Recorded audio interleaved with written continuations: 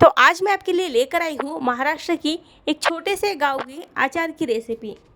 तो वहाँ आज भी अचार को मिट्टी के बर्तन में स्टोर करके रखा जाता है। 1.5 से 2 साल तक उनका अचार चलता ही रहता है। तो चलो चलते हैं आज एक छोटे से गांव की तरफ। तो फ्रेंड्स, ये रेसिपी मेरी नानी की है। बचपन से हम देखते आ रहे हैं, हमारी मम्मी या नानी दादी लोग जब वो अचार बनाते हैं तो उनका अचार पूरा साल तक आराम से चल जाता है। अब भी हमारे गांव में कांच के या प्लास्टिक के बर्तन में अचार को नहीं रखते हैं, ट्रेडिशनल तरीके से मिट्टी के बर्तन में रखते हैं।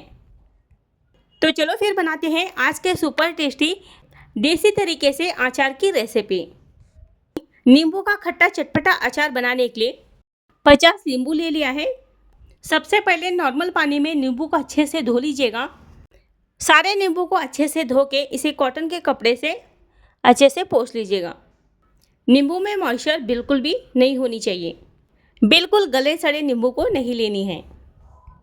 फिर आप 1 साल या 2 साल या 3 साल भी रख सकते हो। पूरा आपका नींबू का अचार ख़त्म हो जाएगा, बिल्कुल ख़राब नहीं होगा और ये अचार लॉन्ग टाइम तक आराम से चलेगा। तो ये आप देख सकते हैं, सारे नींबू को इस तरह से अच्छे से पोंछ लीजिएगा, ड्राई कर लीजिएगा। और सबसे इम्पोर्टेंट बात, यहाँ आपको नींबू किस तरह से लेने हैं। यहाँ हमें नींबू एकदम पतले छिलके वाले इस्तेमाल करना है।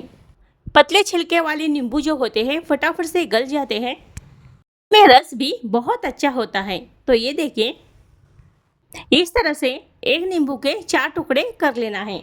अगर नींबू बड़ा साइज का है तो एक नींबू के 8 टुकड़े भी कर सकते हो। नींबू को कट करने के बाद उनके बीज हटा दीजिएगा ताकि इनके बीज खाते टाइम मुंह में ना आए। इसी तरह से सारे नींबू को कट करके उनके बीज निकाल लेंगे।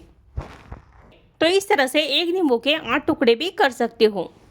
यहाँ आपको कैसे नींबू को कट करना है आप कट कर सकते हो। इस तरह से 4 टुकड़े करें या इस तरह से 8 टुकड़े करें, ये आपकी चॉइस है। तो बिल्कुल इसी तरह से सारे नींबू के बीज कितना हो सके उतना हटा लें। तो ये मैंने सारे नींबू को इस तरह से कट कर लिया है।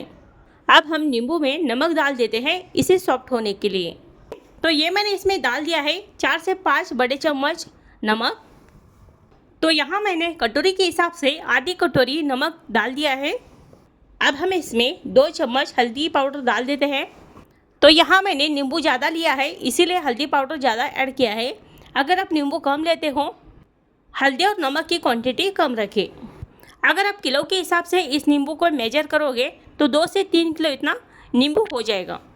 यहाँ आप चम्मच की सहायता से मिक्स कर सकते हो या आप चाहे तो हाथों से भी इस तरह से मिक्स कर लें। अगर आप हाथों से मिक्स करते हो अचार को तो हाथ जो है अच्छे से धुले हुए होने चाहिए और अच्छे से ड्राई भी होने चाहिए। स्पून से इसे मिक्स करें या हाथों से, इसे बिल्कुल भी मॉइस्चर लगनी नहीं चाहिए। तो फ्रेंड्स, यहाँ मैं आपको हर एक स्टेप इसीलिए बता रही हूँ ताकि आप पहली बार भी अचार बना रहे हो तो एकदम परफेक्ट तरीके से आपका जो अचार है बनकर तैयार हो जाएगा। अब हम इसे धूप में रख देते हैं। यहाँ आप चाहे तो इसे कपड़े से भी बांध के धूप में रख सकते हो या कांच के बरनी में सारे नींबू को डाल के भी रख सकते हो। अगर आपके यहाँ अच्छा कड़क धूप आता है, कम से कम इसे 4 से 5 दिन तक कड़क धूप में रख दीजिएगा और सारे नींबू को दिन में 2 से 3 बार ऊपर नीचे करते रहना है ताकि नींबू जो है अच्छे से सॉफ्ट बने। अगर आपके यहाँ अच्छे से कड़क धूप आती है तो 4 से 5 दिन में ये जो नींबू है अच्छे से गल जाएंगे। अगर धूप हल्की आती है तो 10 से 12 दिन लगते हैं इसे गलने में। और ये आप देख सकते हो धूप में रखते ही किस तरह से मॉइस्चर रिलीज होना शुरू हो चुका है। नमक डाला है इसीलिए इस तरह से नींबू का जो पानी है निकलना स्टार्ट हो चुका है। इसी नींबू के पानी में नींबू जो है अच्छे से सॉफ्ट बनते हैं और साथ ही साथ एक कड़वा भी बिल्कुल नहीं लगता है। जितना भी आपको नींबू को सॉफ्ट करना है, पहले इसे आपको धूप में रखना है ताकि एक बार मसाला ऐड करने के बाद इसे आप धूप में नहीं रख सकते। तो 4 से 5 दिन के बाद इस तरह से नींबू सॉफ्ट हो जाते हैं। तो इस तरह आप नींबू को एक कांच की भरनी में भरकर रख दीजिएगा। ये बिल्कुल साल भर बिल्कुल ख़राब नहीं होगा। और जब भी आपको अचार बनाना हो, अगर आपको मीठा अचार बनाना हो तो इसी में से लेकर बना सकते हो। अगर तीखा चटपटा बनाना है तो इसी में मसाले डाल के बना लीजिएगा। तो चलो बनाते हैं अचार का मसाला।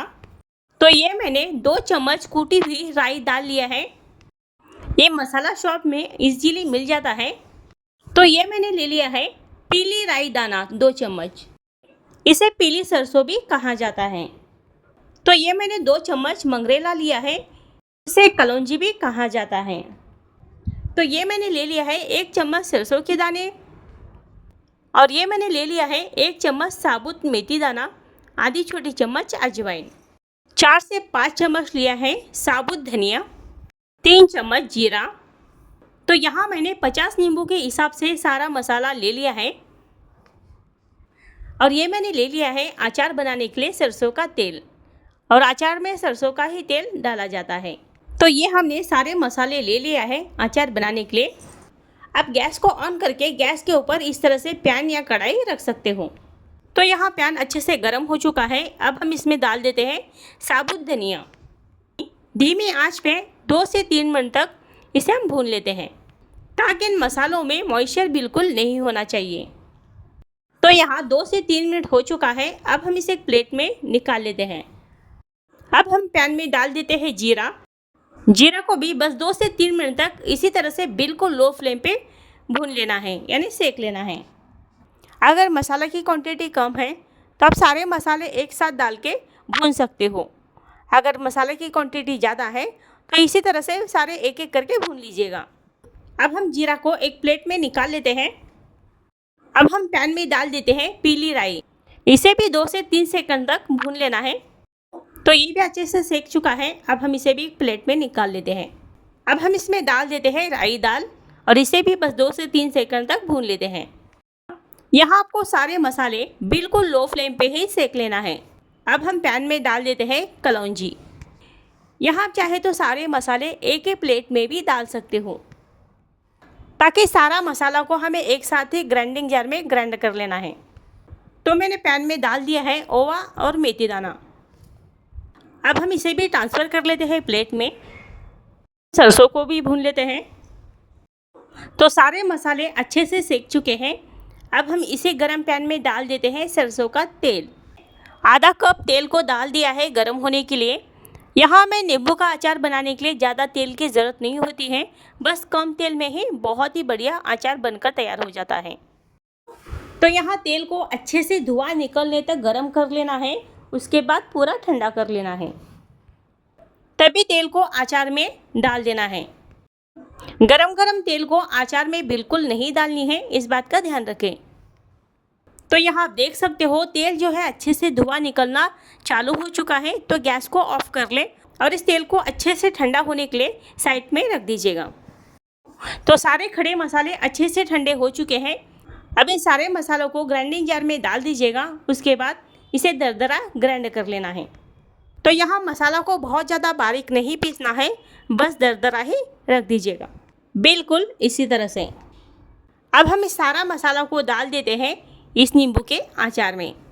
तो फ्रेंड्स, ये वीडियो थोड़ा सा लंबा है, मगर इस वीडियो में मैंने सारे टिप्स और ट्रिक्स बता दिया है। आप अचार को पूरे 1 से 2 साल तक आराम से स्टोर करके रख सकते हो। अब हम इसमें डाल देते हैं 3 से 4 चम्मच लाल मिर्ची पाउडर। अगर आप इस तरह से अचार बनाओगे तो आपका अचार 101% आपका जो अचार है एकदम परफेक्ट बनेगा। अब ये सारा मसाला को अच्छे से मिक्स कर देते हैं इस तरह से स्पैचुला से। यहाँ आप चाहे तो हाथों से भी इस अचार को अच्छे से मिक्स कर सकते हो। इस तरह से हाथों से मिक्स करने से ये मसाला जो है अचार में अच्छे से कोट हो जाएगा। तो यहाँ आप देख सकते हो ये हमारा अचार जो है कितना परफेक्ट बनकर तैयार हो चुका है। अगर आपको अचार में तेल नहीं डालनी है तो इस अचार को बस बर्नी में भर के रख दीजिएगा। तो इस तरह से आपका बिना तेल का अचार बनकर तैयार हो जाएगा। और ये आप देख सकते हैं तेल जो है अच्छे से ठंडा हो चुका है। अब हम इसमें 2 से 3 चम्मच तेल डाल देते हैं। अचार भरने से पहले कांच के बोतल को अच्छे से धो लीजिएगा, उसके बाद उसे अच्छे से सुखा लेना है, उसके बाद ही अचार को भरना है। मैंने आम का अचार का वीडियो पोस्ट किया था, उसमें बहुत सारे कमेंट्स आ चुके थे। अगर कांच का भरनी नहीं है तो प्लास्टिक के डब्बे में कैसे स्टोर करें, उन्हीं सभी बातों का ध्यान रखते हुए आज मैं ये वीडियो लेकर आई हूँ। कांच के बर्नी में भी इस तरह से भर के रख सकते हो। अगर कांच का बर्नी नहीं है तो इस तरह से प्लास्टिक के डब्बे में भी स्टोर करके रख सकते हो। अगर आपको आज का वीडियो पसंद आया है तो वीडियो को लाइक और शेयर ज़रूर करें और बेल आइकन को ज़रूर प्रेस करें। अगर आपको कोई रेसिपी देखनी है तो कमेंट सेक्शन में ज़रूर बता सकते हो। तो चलो मिलते हैं ऐसे ही नए और टेस्टी रेसिपीज़ के साथ।